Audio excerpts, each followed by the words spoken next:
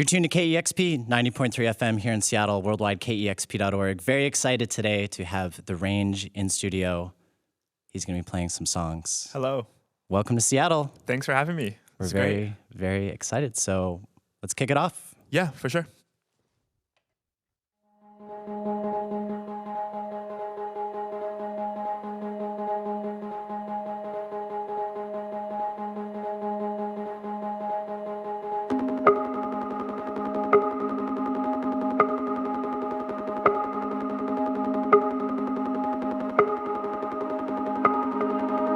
Without you, without you,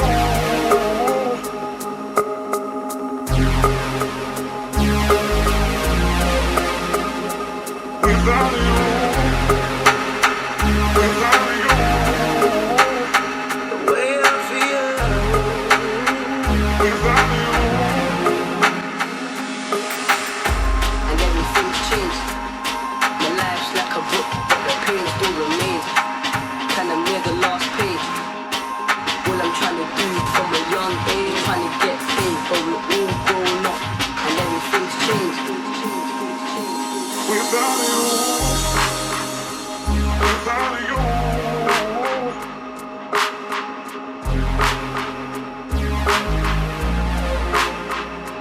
without you, without you, the way I feel, without you. 09 was emotional, it's a memory. I wish that everything was still the same. Talking like we can make it rain on a sunny day. That will never fade. It's a memory. I wish that everything was still the same. Talking like we can make it rain on a sunny day.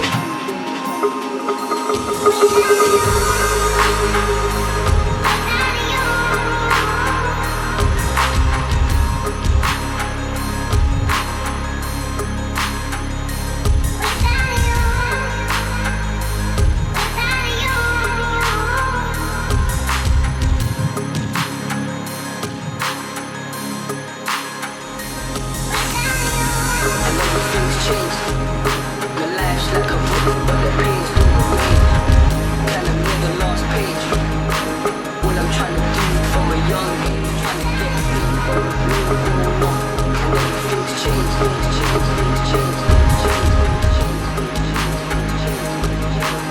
can all laugh, thinking it's just a game. It's a memory. I wish that everything was still the same.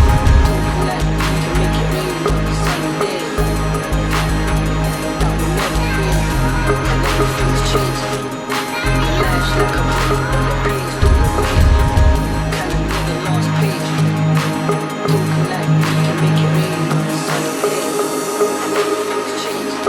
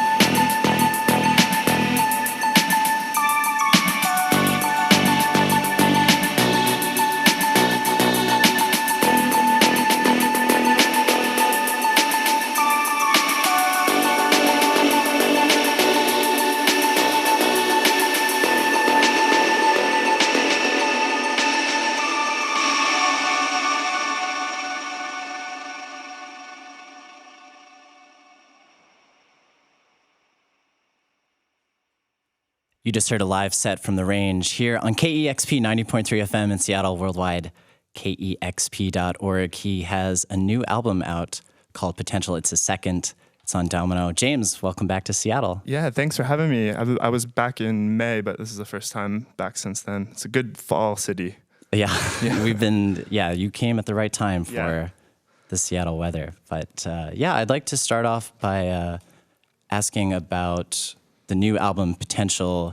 Right. How you constructed the album in regards to sampling in particular, how you located it, how you incorporated it with your music, and the process that led you to creating Potential. Yeah, so I guess something I'm learning kind of as I've been out touring is that it almost doesn't read. The album features people from YouTube that all had less than 100 views as a vocal when I first found them. Since then, a lot of them, because I'm kind of showcasing the videos as part of the album, they have a lot more views now than they did. But that was the kind of reason for being for the album is to kind of talk about this idea of being kind of antiviral. I think a lot of people are so obsessed with this idea of like the billion view kind of YouTube thing, and this album was very much sort of to be adjacent to that and kind of act as a mirror against that and show that you don't necessarily have to do it. And so that process had started with me on the last album, which is called Nonfiction. There's a couple of songs that have vocals from YouTube, but I don't think I'd quite put two and two together as to why that was interesting until Potential and going into making this record. That's why I wanted to be so specific and say like, no, not just vocals from YouTube, but this idea of really, really kind of micro view videos and all of the, kind of interesting pieces that are part of that. I think it's kind of a fun record because of that. Would you say there's a particular quality you sought out, or was it something that you just knew it when you saw these videos? And these very interesting people from all over the world as well, from London, New York, such a diverse and interesting group of people and videos that you found for these samples. Yeah, I think really, obviously as you kind of make a record, you make a single song and then another song, and only as you, at least for me, as you kind of make a lot of material, do you start to see the connections. And for me, the interesting piece was, yes, there are people from New York. Yes, there are people from London and the UK and Jamaica and everywhere. But at that sort of level, it's very human, and everyone's really kind of talking about something to do with their day, something that's kind of normal. And it's very much the opposite for me as to what goes on in the studio when it's very canned and it's very kind of, you're talking about, parties and that kind of thing. Like at this level, everyone's talking about very much the same thing. Like, yes, it has a lot of artistry, but it's very much to do with who they are as people. And that, I think, is the one single tie that binds. Like everyone's dealing with some sort of emotion that's affecting them in that moment, which I think is the coolest part about YouTube, is that it's literally just someone, you just have to push play and you instantaneously capture something that might actually be harder to do in any other form than that. I was struck too when you were playing, because the album, I think, can work very much as a headphone album. It can be very intimate, but at the same time, in a live setting, it slaps hard as well. It's an interesting way of going into these people's lives, but also celebrate it on a large scale. But would you say loneliness is maybe a theme in a lot of those YouTube videos? Yeah, and I think a lot of it is, like, I like this idea of, like, most people are by themselves when they push something out, and that has a lot to do with what they're talking about, and they're very comfortable with who they are, almost as a cathartic way of dealing with that. And it's similar to me. I like the idea that it's a mirror of, like, I'm also looking at a computer to make the music by myself alone, and that's kind of like a nice parallel that I found. But a lot of it is that even in a great example is one of the songs from the album is called Florida, but it's actually a cover that Kai, who's the singer that I sampled, is doing of Ariana Grande, who's like, poppiest of the pop. But her version to me is so, as you said, it's like a loneliness, and there's something that isn't captured in the original that she captures that kind of, I instantly was like, okay, this has to be part of it, because it covers so many grounds of what I'm interested in, is that idea that, yes, it's pop music and it's important, but it's also the medium colors that in a really cool way. And we should point out as well, and I think it's commendable as well, that you reached out to these people, communicated with them, sought their permission and interest. And in fact, you made a documentary about several of them called Superimpose, which I highly recommend. Very, very interesting. And I guess it's a couple years after a lot of those videos were made, but following up a little bit and how they incorporate it into the music. And it's interesting. I mean, you've fused them, so we get to know them a little bit, strangely enough.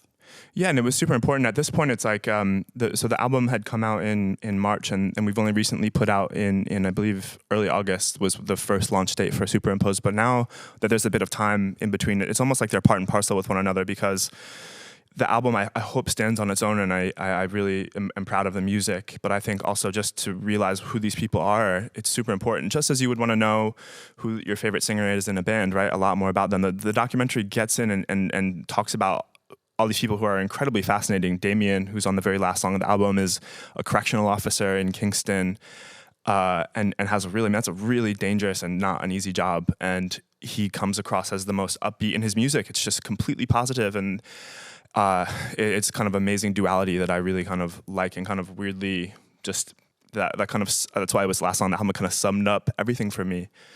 So yeah, I just really think it was cool, and it was really fun to kind of get to know these people, because they're incredible. I mean, to kind of persevere, a lot of them have many videos that all are less than 100 views, right? It's like, what's going to drive a person to continue is just being an artist, right? It's like, those are the people that are the most pure.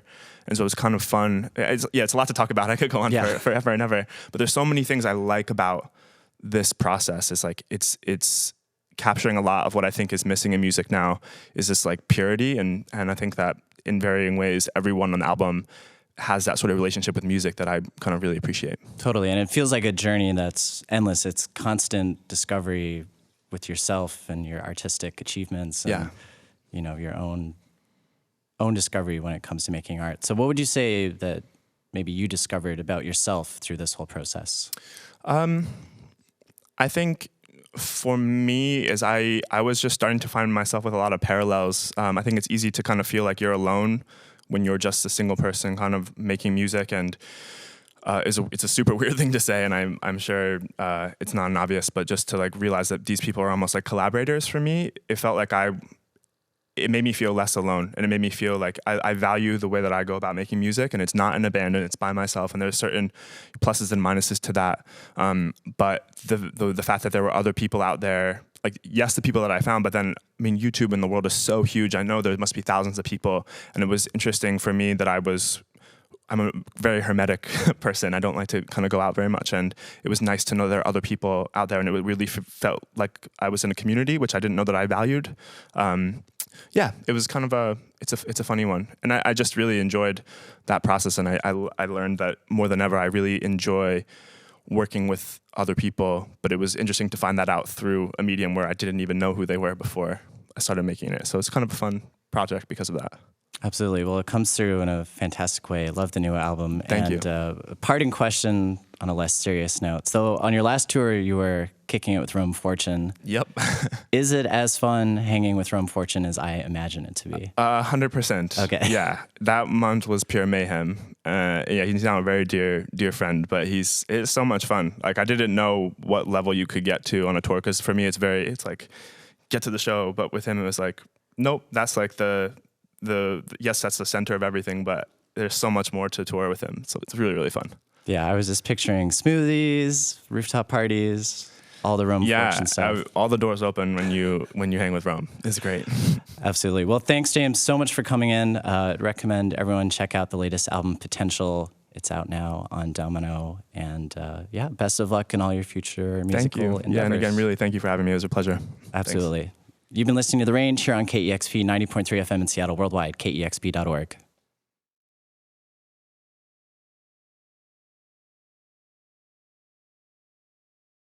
Discover new music at listener-powered KEXP.org.